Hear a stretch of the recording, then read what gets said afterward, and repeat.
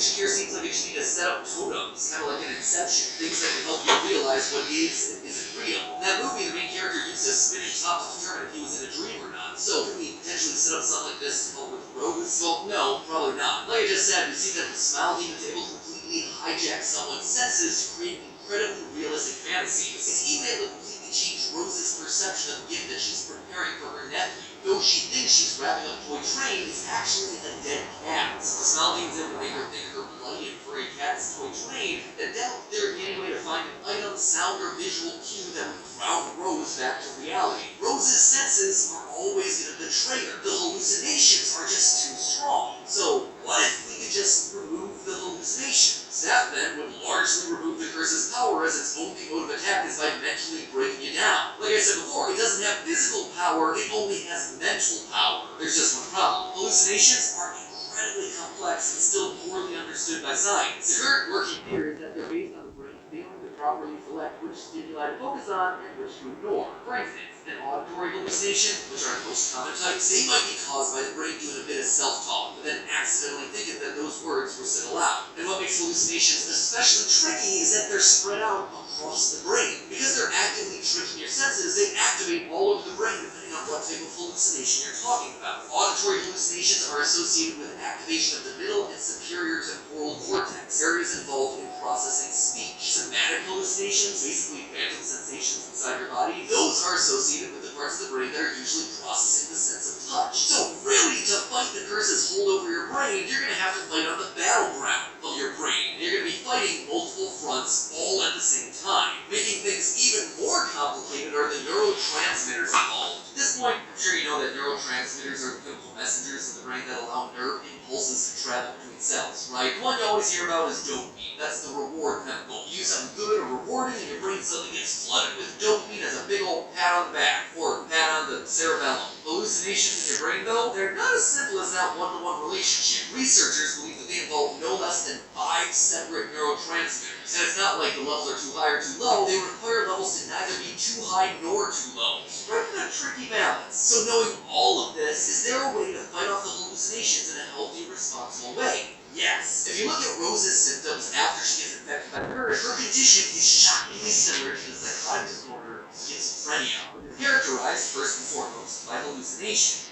In fact, according to the Diagnostic and Statistical Manual of Mental Disorders, or DSM for short, persistent supernatural hallucinations are one of the significant